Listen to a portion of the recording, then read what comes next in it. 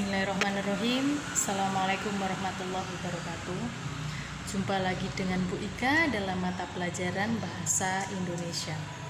Anak-anakku, perlu kalian ketahui bahwa visi dan misi SMK Wahid Hasyim unggul, cerdas, mandiri, berhaluan Ahlus Sunnah wal Jamaah. Meskipun dalam pandemi ini pembelajaran kita masih belum bisa langsung atau tatap muka, Ibu harap agar kalian tetap semangat belajar, tetap mengerjakan tugas yang diberikan Bapak dan Ibu guru. Anak-anakku, dalam video pembelajaran minggu lalu kita sudah membahas materi teks laporan hasil observasi dari pengertian sampai langkah membuat sebuah teks laporan hasil observasi. Di sini Bu Ika akan menjelaskan ulang materi teks laporan hasil observasi. Ibu Ika harapkan agar kalian lebih memahami materi tersebut. Untuk anak-anakku, sebelum Bu Ika mulai menjelaskan materi teks laporan hasil observasi, agar terlebih dahulu mempersiapkan alat tulisnya. Nanti apa yang Bu Ika jelaskan bisa dicatat. Jadi kemarin kita sudah membahas pengertian teks laporan hasil observasi, terus kemudian prinsip teks laporan hasil observasi, kemudian struktur dan kaidah kebahasaan teks laporan hasil observasi, dan yang terakhir adalah langkah membuat teks laporan hasil observasi. Untuk teks laporan hasil observasi perlu kalian ketahui bahwa observasi itu adalah pengamatan. Untuk selanjutnya ada di slide berikutnya.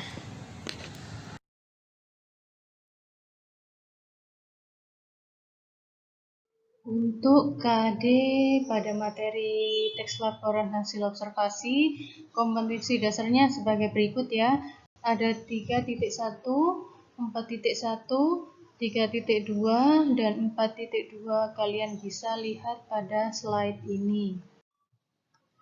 Adapun tujuan pembelajaran kita pada materi teks laporan hasil observasi ini adalah yang pertama, agar peserta didik mengenali pengertian teks laporan hasil observasi, kemudian prinsip mengidentifikasi teks laporan hasil observasi, selanjutnya adalah mengetahui struktur dan kaidah kebahasaan teks laporan hasil observasi, kemudian mampu menganalisis struktur dan kaidah laporan hasil observasi, dan yang terakhir adalah mampu membuat sebuah teks laporan hasil observasi.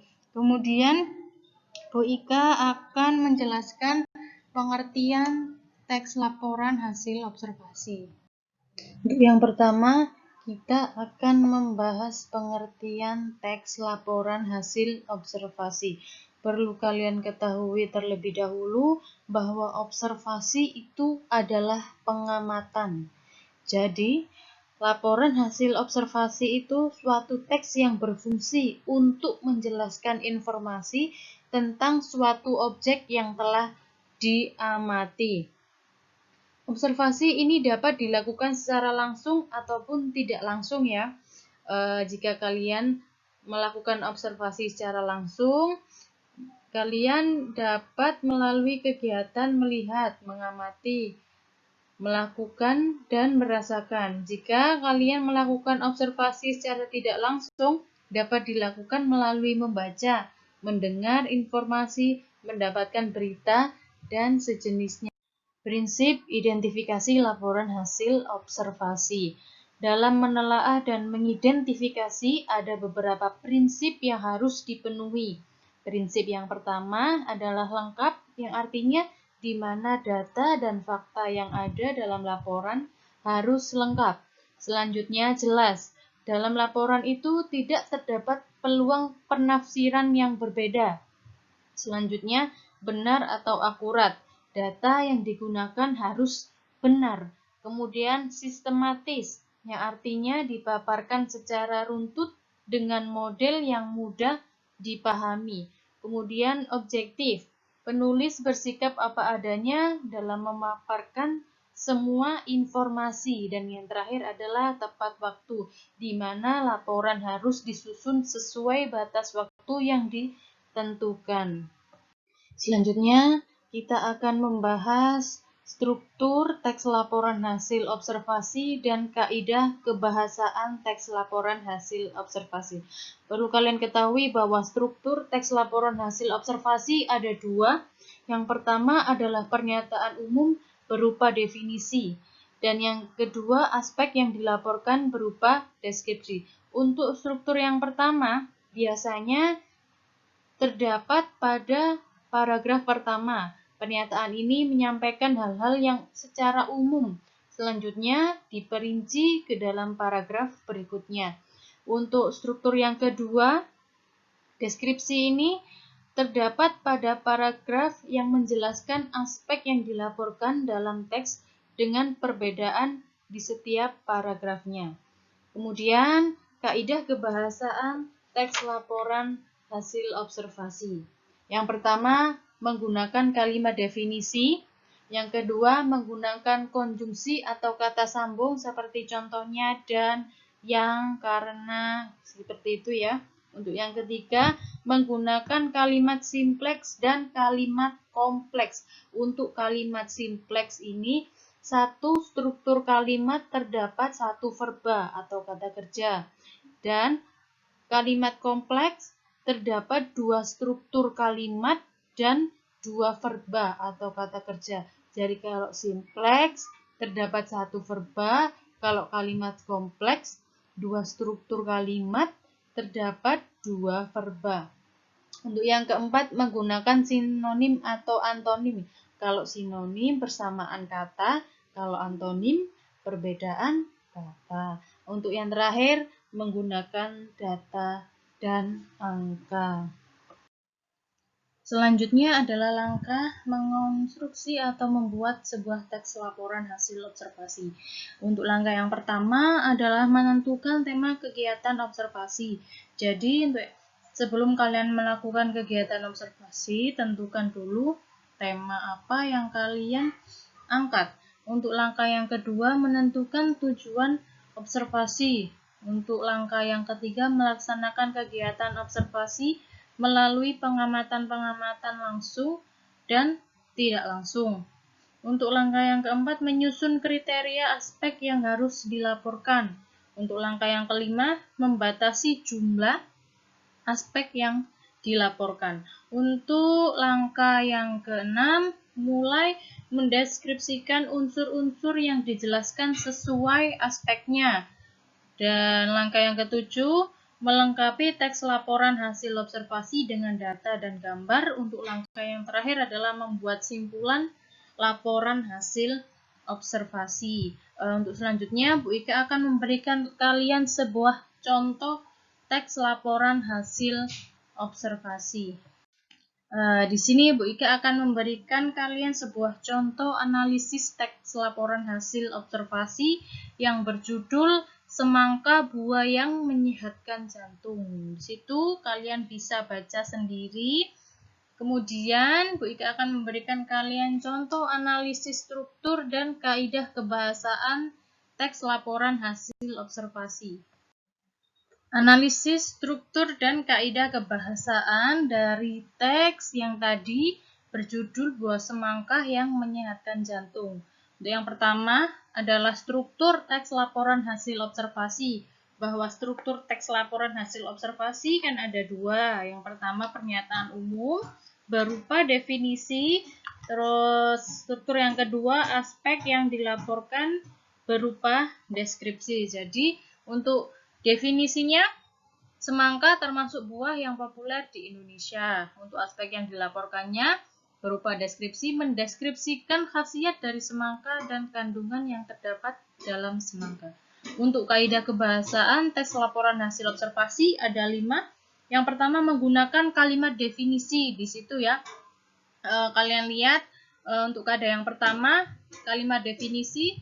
Jadi sama dengan struktur teks laporan hasil observasi yang pertama, pernyataan umum berupa definisi jadi sama. Isinya buah semangka termasuk buah yang sangat populer di Indonesia.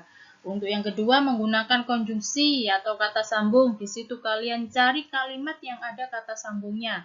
Di situ ada yang. Untuk kaidah kebahasaan yang ketiga menggunakan kalimat kompleks dan kalimat simpleks.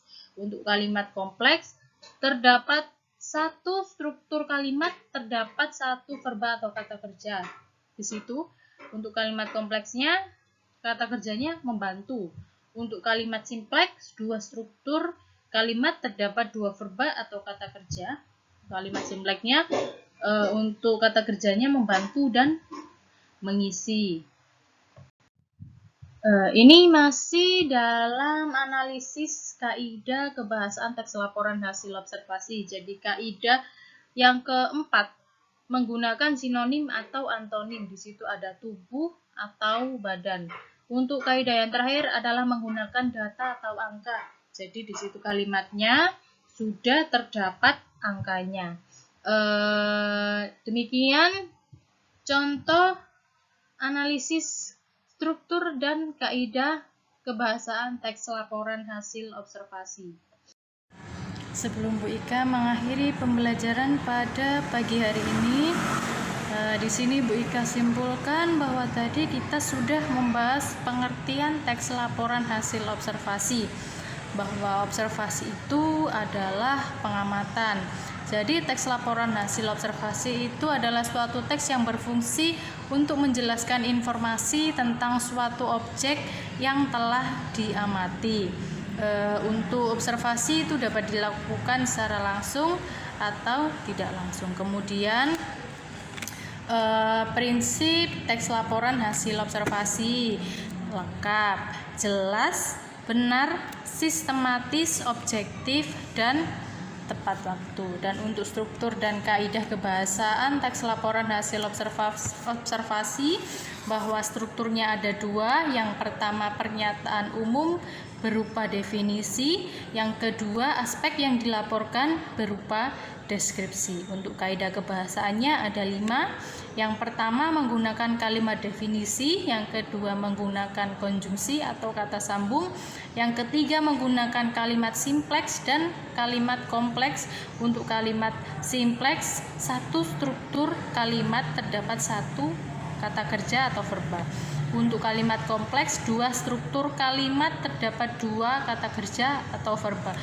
Untuk yang keempat menggunakan sinonim atau antonim, dan yang terakhir adalah menggunakan data atau angka. Kemudian langkah-langkah membuat teks laporan hasil observasi. Untuk langkah-langkahnya yang pertama menentukan tema dulu, kegiatan apa yang kalian observasi. Yang kedua menentukan tujuan. Yang ketiga melaksanakan kegiatan observasi melalui pengamatan langsung atau tidak langsung. Kemudian yang keempat menyusun kriteria aspek yang harus dilaporkan. Yang kelima membatasi jumlah aspek. Terus yang keenam mulai mendeskripsikan. Kemudian yang ketujuh melengkapi teks laporan hasil observasi, dan yang terakhir adalah membuat simpulan. Jadi untuk materi teks laporan hasil observasi sudah Bu Ika jelaskan semua, dari pengertian sampai langkah membuat sebuah teks laporan hasil observasi.